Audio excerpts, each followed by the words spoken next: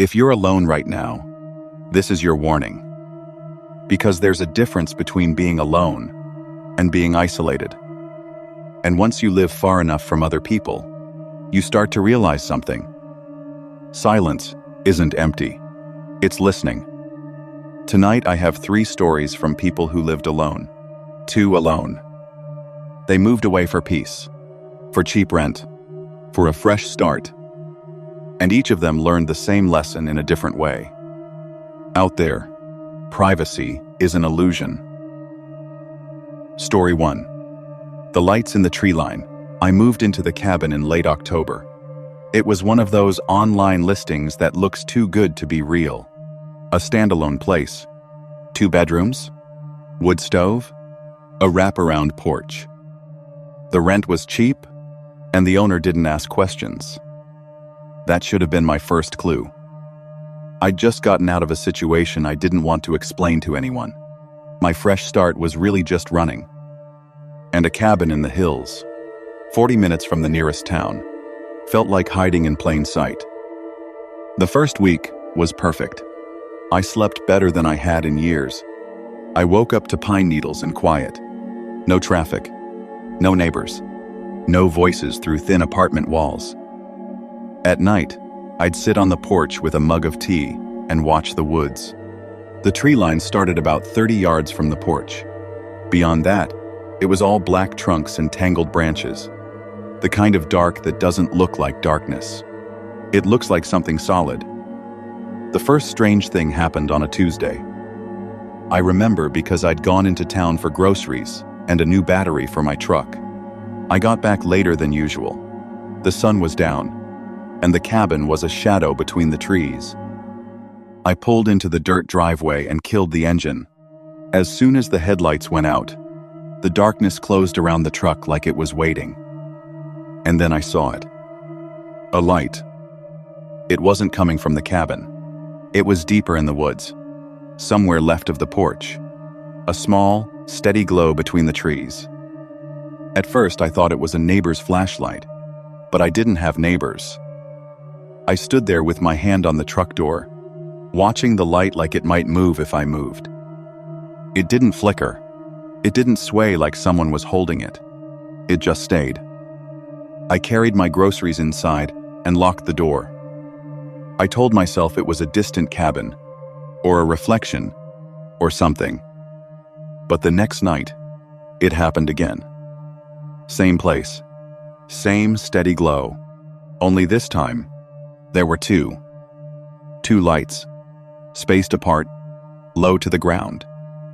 They looked like lanterns set on stumps, but there were no stumps that close together. I watched them from behind the porch screen.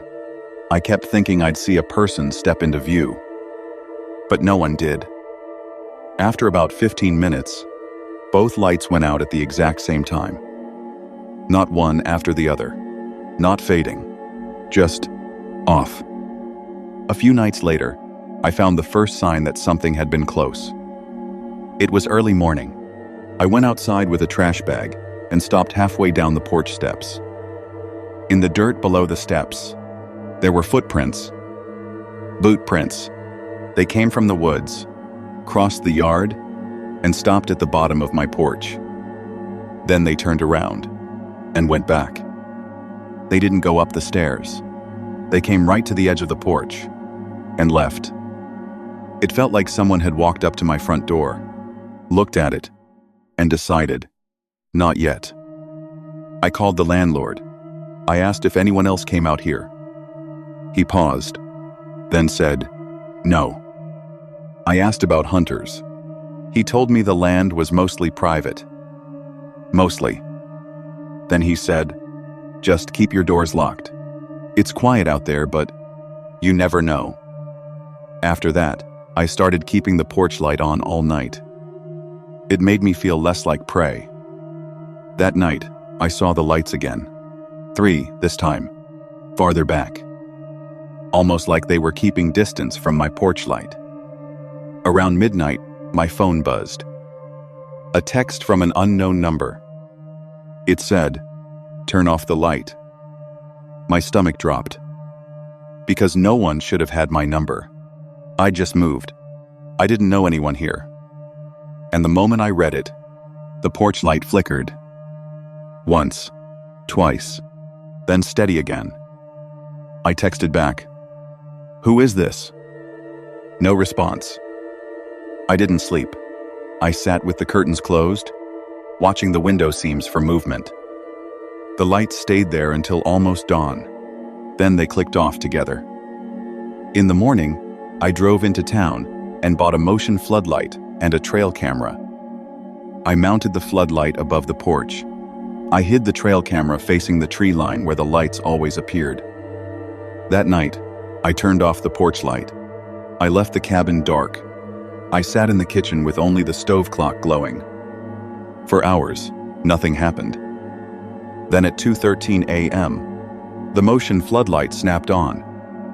Bright white light flooded the porch and yard. I heard something outside, a quick shuffle and a scrape. I looked through the peephole. Nothing. No person. No animal. But I could feel it. Someone was just out of view. The light stayed on for a minute, then off, then on again, then off. Like something was moving just enough to trigger it, then stopping.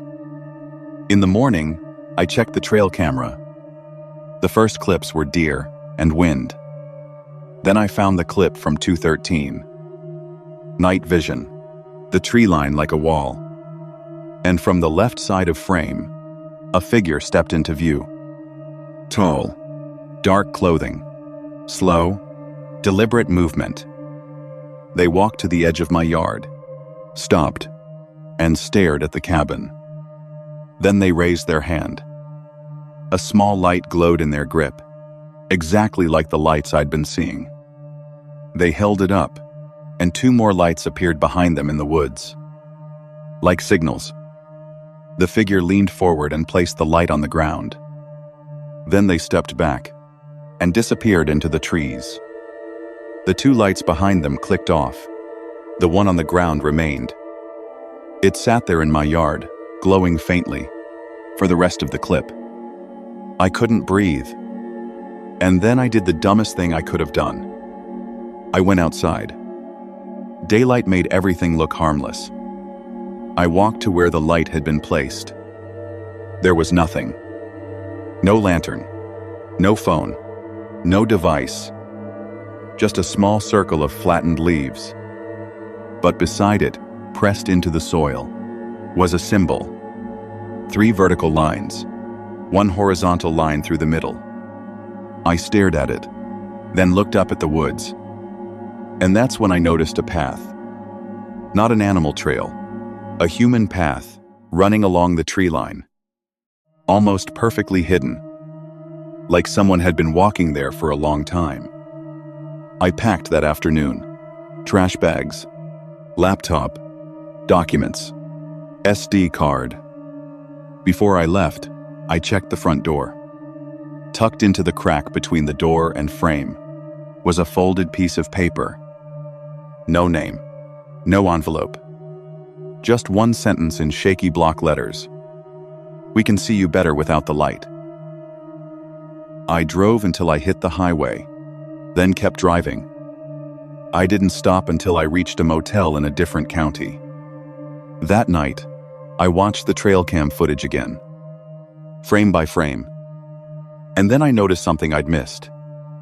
Behind the first figure, in the darkness between the trees, there were more shapes. Not 2, not 3. A line of silhouettes, perfectly still, like they'd been there the whole time, watching. I never went back for the rest of my stuff. And every so often, late at night, I still get a message from an unknown sender. It always says the same thing. Turn off the light. Story 2. The tenant below. My first apartment after college was the kind of place you rent because you're broke. It sat above a closed-down bakery on a street that felt forgotten by the city. My unit was the top floor. Below me was the bakery space. Papered windows, metal grate, dust on the sign. When I signed the lease, the landlord smiled and said, "Nice and private. No neighbors." For the first month, that was true. Then the noises started. A soft thump late at night. A faint scraping sound, like furniture being dragged over tile. I blamed the building. Old pipes, settling wood, heat turning on. But the thing about the sounds is they always came from below. From the bakery that was supposed to be empty. One night, around 3 a.m., I woke up to a cough. A human cough. Directly beneath my bedroom. I sat up, listening. Nothing. Then another cough. I went to the kitchen window that looked down at the bakery entrance. The streetlight painted the sidewalk orange. The grate was down. The windows were still papered. But at the bottom edge of the grate, I saw a thin strip of warm yellow light. Coming from inside. The next day, I asked the landlord if anyone had access to the bakery. He laughed like I'd told a joke and said, "No, it's been empty for years." I told him about the light. He shrugged and blamed reflections. That night, I saw it again. And this time, I saw movement behind the papered window. Just a shadow passing left to right. I called the non-emergency line. 2 officers arrived, lifted the grate, unlocked the door, which surprised me because I didn't know they had a key, and went inside with flashlights. I waited on the sidewalk, embarrassed. After a few minutes, one officer came out and said, "It's empty." I asked about the light. He said there was no electricity running to the unit. Then he asked if I was sure about what I'd seen. But before they left, the second officer came out holding something. A small photograph, an old Polaroid. It showed the inside of my apartment. My couch, my lamp, my coffee table, and the angle made my skin go cold.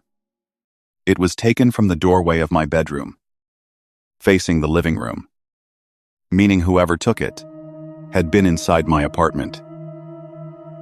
The officers asked if I'd had friends over. I told them no. They searched my unit anyway. Nothing. One of them said maybe the photo was old and from a previous tenant. But I knew it wasn't. Because the blanket draped over my couch, a plaid one my mom gave me, was clearly visible. And I'd brought that blanket with me. When they left, I locked the door and pushed a chair under the knob. I didn't sleep. The next evening I got home from work and found my welcome mat moved. Just slightly, like someone nudged it with a toe. I told myself it was wind. Except the hallway was indoors. I stepped inside and froze. Something smelled different. Warm. Close. Like skin after a shower. I checked each room. Empty. Then I saw it on my kitchen counter. A small pile of flour. I didn't own flour. That night, I set up my laptop to record video from the living room, pointed at the front door. I turned off the lights and went to bed. At 1:17 a.m., I heard the lock click. Soft, careful. Footsteps crossed my living room. Slow, like someone trying not to make the floor squeak. They stopped. And for a moment, all I could hear was another person's breathing. Right outside my bedroom door. The footsteps moved away, toward the kitchen. I heard the drawer open. A faint clink of metal. Then the drawer closed. The footsteps came back. Stopped outside my bedroom again. My phone buzzed once. Unknown number. Still awake? Another buzz. I can hear you. Then, very gently, my bedroom doorknob turned a fraction. Just enough to test it. Just enough to tell me they knew it was locked. The footsteps retreated. The lock clicked again, and the apartment went silent. The next morning, I checked my laptop recording. The video showed my front door opening at 1:17 a.m. A figure entered wearing a hoodie and gloves. Their face was hidden by a cap pulled low. They walked straight toward my bedroom, like they'd done it before. They paused and leaned down to look through the gap at the bottom of my door. Then they went to my kitchen, opened the drawer, and took my biggest knife.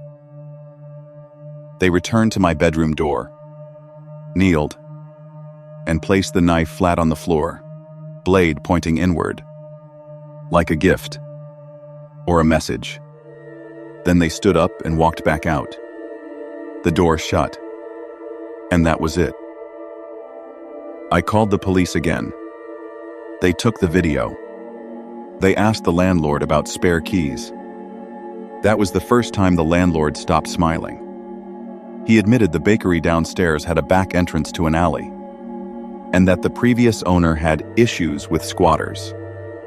I moved out that weekend. A month later, curiosity got the better of me. I walked past the old building on my lunch break. The bakery windows were still papered, the grate still down. But on the sidewalk, right in front of the door, someone had placed a Polaroid. I didn't pick it up. I just looked at it from a distance. It was a photo of me, standing in my old kitchen window, looking down at the bakery entrance. The angle was from inside the bakery, from behind the papered window. I never walked down that street again. Story 3. The extra chair. I took the caretaker job because it sounded easy. A remote property. A big old lodge closed for the off-season. Keep the heat low. Check the pipes. Make sure nobody broke in. The owner said I could live there alone for 2 months. He called it a paid vacation.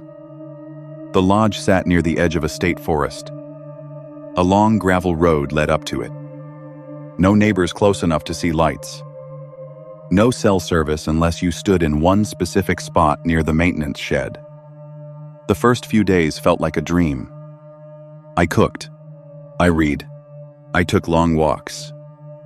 At night, I'd sit in the dining hall by the huge stone fireplace and listen to the wind. Then one evening, I noticed something that made me stop mid-step. In the dining hall, there was a long wooden table with chairs lined up perfectly. One place setting for me. One chair pulled out slightly, because I always sat the same way. But that night, there were 2 chairs pulled out. My chair, and one directly across from it.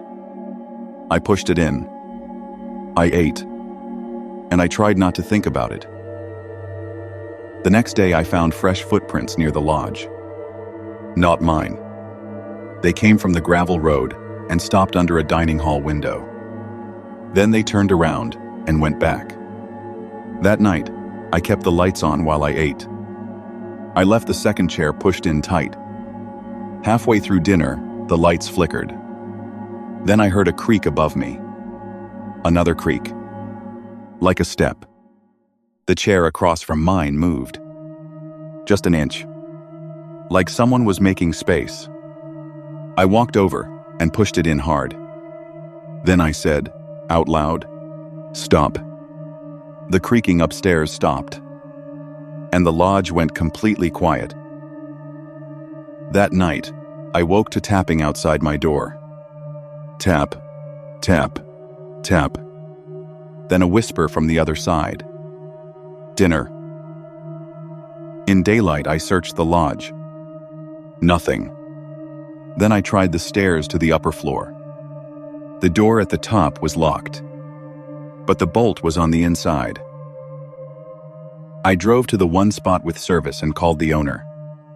He went quiet, then asked, "Is there an extra chair pulled out?" I asked how he knew. He said, "Leave. Don't pack. Just leave." Before the call dropped, he added, "If the chair is pulled out, you're already on the schedule." I drove back to the lodge, left the engine running, and ran inside for my bag and laptop. The dining hall was dark, but the smell of smoke was stronger than usual. And the long table was set for two. 2 plates, 2 cups, 2 sets of silverware. The chair across from mine was pulled out farther than ever, like someone was inviting me to sit. Behind it on the floor was a wet trail leading toward the stairs. I backed away, and then I heard the bolt upstairs slide. Footsteps started on the upper floor. Slow, heavy, coming toward the stairs. I ran. I grabbed my things and sprinted for the door. Right as I reached the entryway, a voice behind me said, "You're late."